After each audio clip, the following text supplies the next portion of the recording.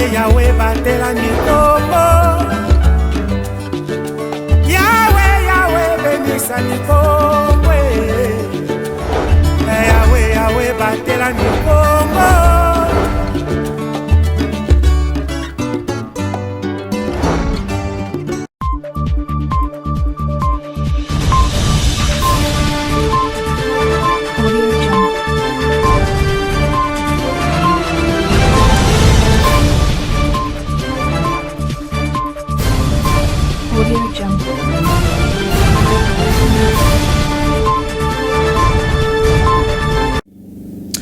Votre fidélité, c'est notre excitant, messieurs et dames. Merci de votre attention et bienvenue à cette édition du journal réalisé par Clovis Solo.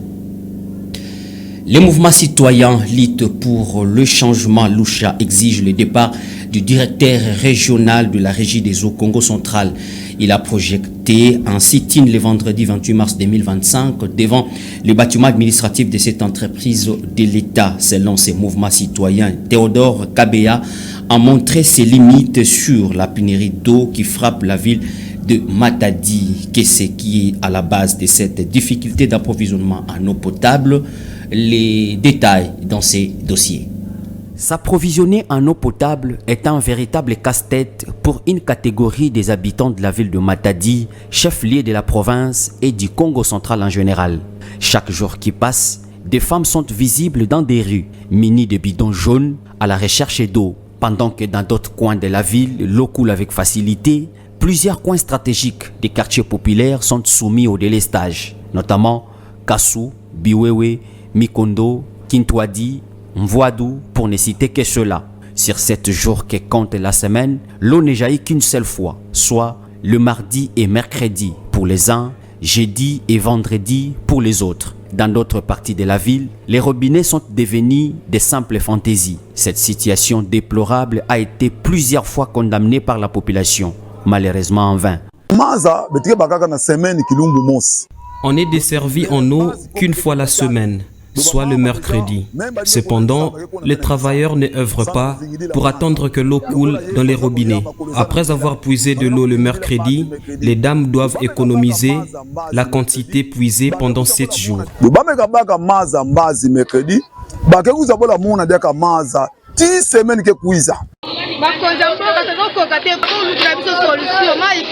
Que les autorités nous trouvent une solution. L'eau est devenue très difficile. Je suis arrivé ici à 4 h du matin jusqu'à 8 h.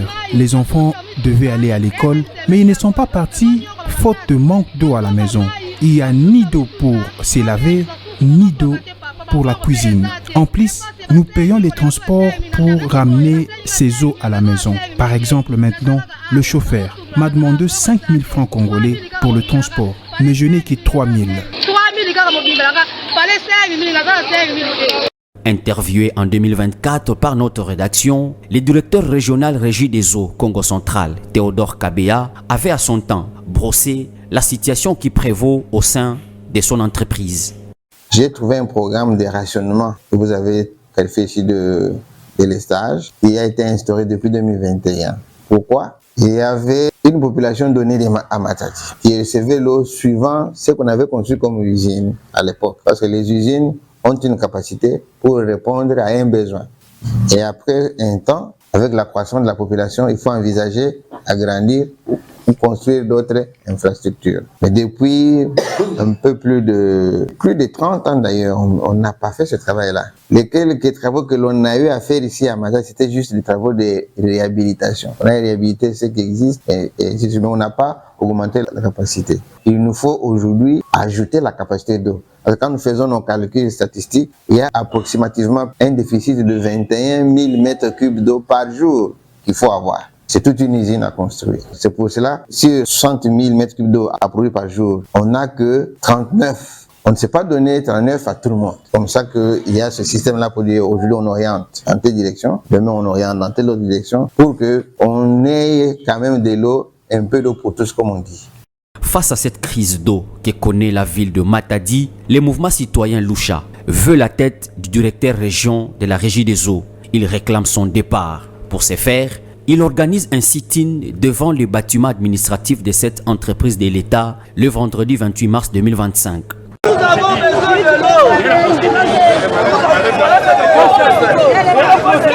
Quid sur les dettes des installations provinciales en mission de travail au Congo central, du 12 au 19 avril 2022, l'ancien président du conseil d'administration de la Régie des eaux, Damus Mukuna, avait révélé que la province du Congo central en 2022 avait une dette de 14 milliards de francs congolais. Ces litiges présentent les consommations d'eau non payées par les institutions, le ministère, les divisions et les entités territoriales décentralisées de la province. Selon lui, le paiement de cette dette contribuerait énormément pour remédier à cette situation de pénurie d'eau au Congo central, sans compter l'appui de la province. Changeons donc de chapitre. Les SAFU sont visibles dans des marchés aménagés, pirates et dans les rues. La production de ces fruits a surpris d'aucuns pour cette saison. L'abondance ne nuit pas, dit-on, en dépit de tout. Les femmes vendeuses enregistrent plusieurs pourritures. Comment alors conserver cette manne, mais aussi la transformer? Des réponses dans cet élément de Liliane Kwengo. Sur les étals de marché, la couleur violette de SAFU attire l'œil. Cette année, impossible de passer à côté. Partout, les arbres coulent sous le poids de ces fruits à chair onctueuse, une aubaine pour le consommateur, mais une source d'inquiétude pour ceux qui vivent de sa commercialisation, explique cette vendeuse. Les SAFU pourrissent. Nous sommes les revendeuses. Elles viennent du Mayombe. Nous achetons. Jusqu'aujourd'hui, les SAFU sont chers parce que la route du Mayombe est délabrée. Il n'y a pas de vente. Les SAFU pourrissent sur nos tables. Face à ces constats amers, le piste de solution émerge. La transformation du SAFU apparaît comme une voie prometteuse pour valoriser cette production excédentaire, explique l'ingénieur Alphonse Sengoy, agronome passionné par les potentialités du SAFU. Le principe, c'est la transformation de ces produits. Faire extraire de l'huile comme parfum, comme l'huile de consommation, comme pâte à pain, on peut mettre sous forme de compote, puis ça peut servir. Et donc, avec les SAFU, on peut monter même des usines de transformation de produits agricoles sur à base de savon. On peut même faire des savons. Ce que je sache, mais au Congo central, une plantation industrielle, c'est souvent artisanal dans les villages. Les gens, il n'y a pas, je ne sais pas, je n'ai pas compris, une plantation industrielle ou quelqu'un qui s'est consacré rien que pour les SAFU. Au-delà de la transformation, le SAFU recèle des trésors nutritionnels souvent méconnus. Pax Lukumu, nutritionniste, nous éclaire sur le bienfait de ce fruit pour la santé. Nous pouvons dire que les SAFU, ce sont des aliments qui sont là pour aider l'individu à pouvoir lutter contre la malnutrition et également pour aider les individus qui ont certaines complications métaboliques, les maladies cardiovasculaires avec les taux de lipides qui est très élevé. Ça peut aider aussi les enfants pour pouvoir avoir de l'énergie comme ce sont des fruits qui sont saisonniers et ces fruits sont à bon marché dans notre communauté.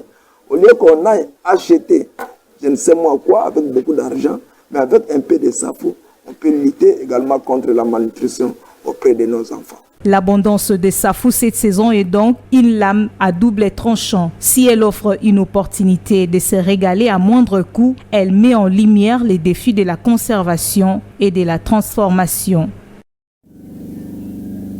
Changeons de chapitre et parlons politique à présent. Briefing presse, cette conférence des routines animée par le ministre de la Communication, Médias et porte-parole du gouvernement Patrick Mouyaya a reçu le ministre national de la formation professionnelle Marc Ekila le mercredi 26 mars 2025. Les initiatives en cours dans le cadre de la campagne Congolais Téléma étaient la principale thématique. Marc Ekila a aussi répondu aux préoccupations de ceux qui pensent à la fusion de son ministère à celui de l'éducation nationale. Extrait de son exposé dans ses propos.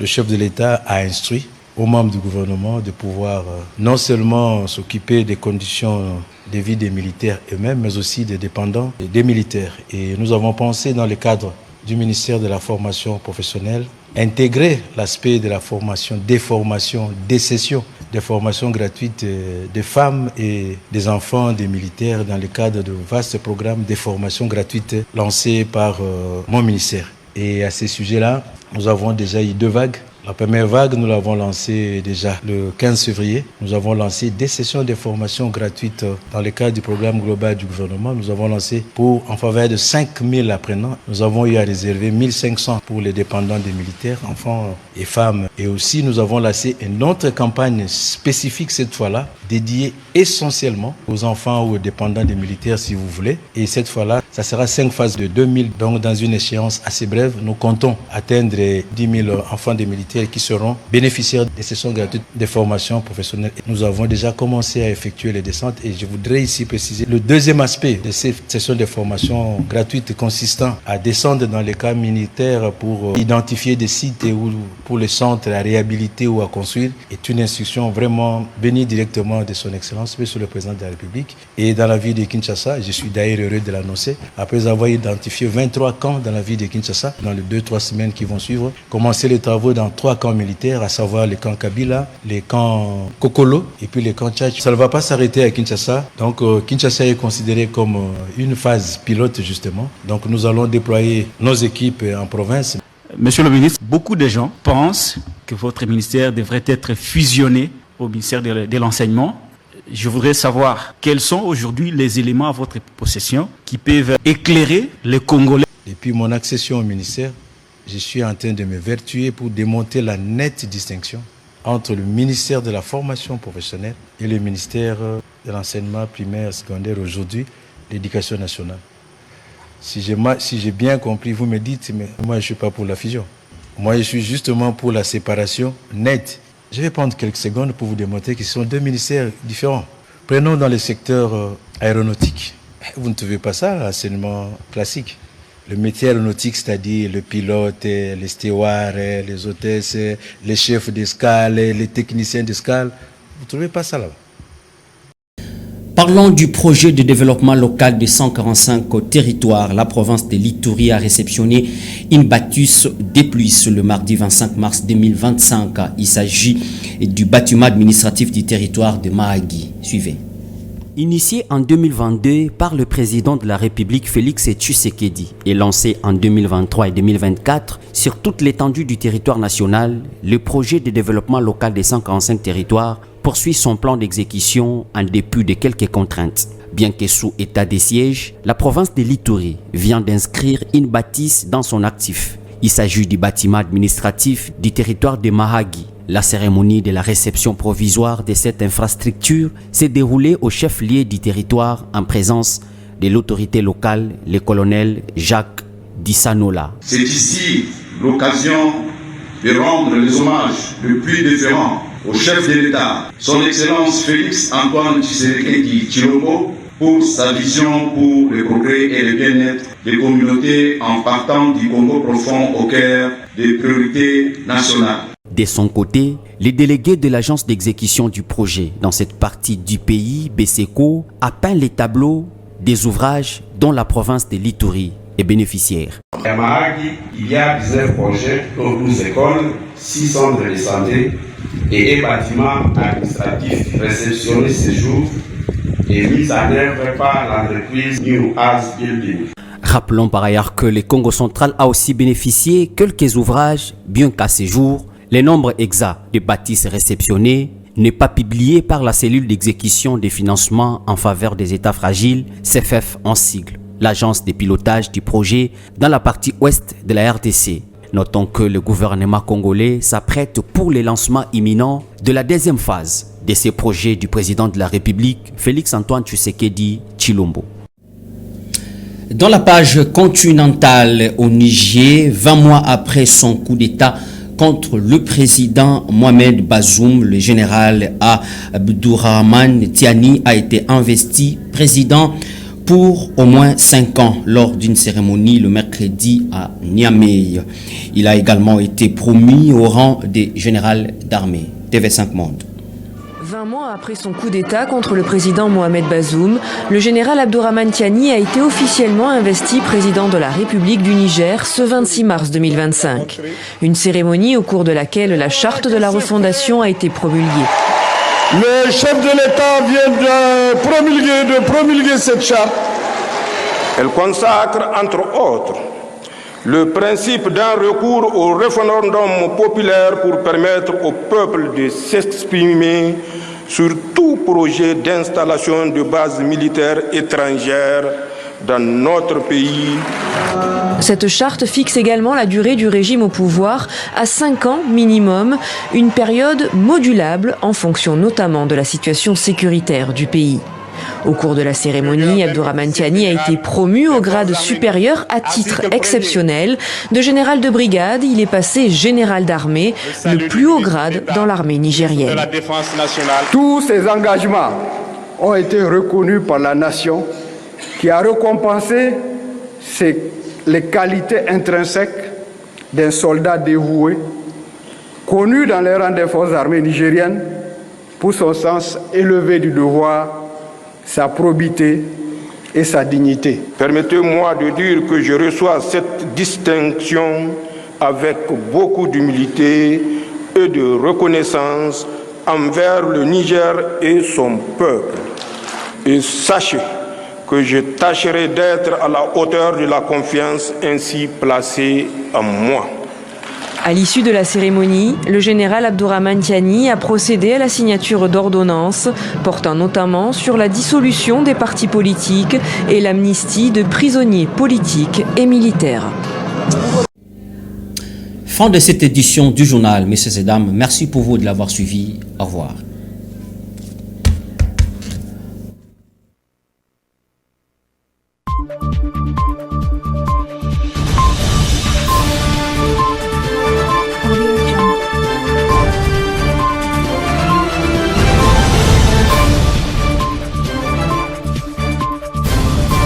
Audio Jungle.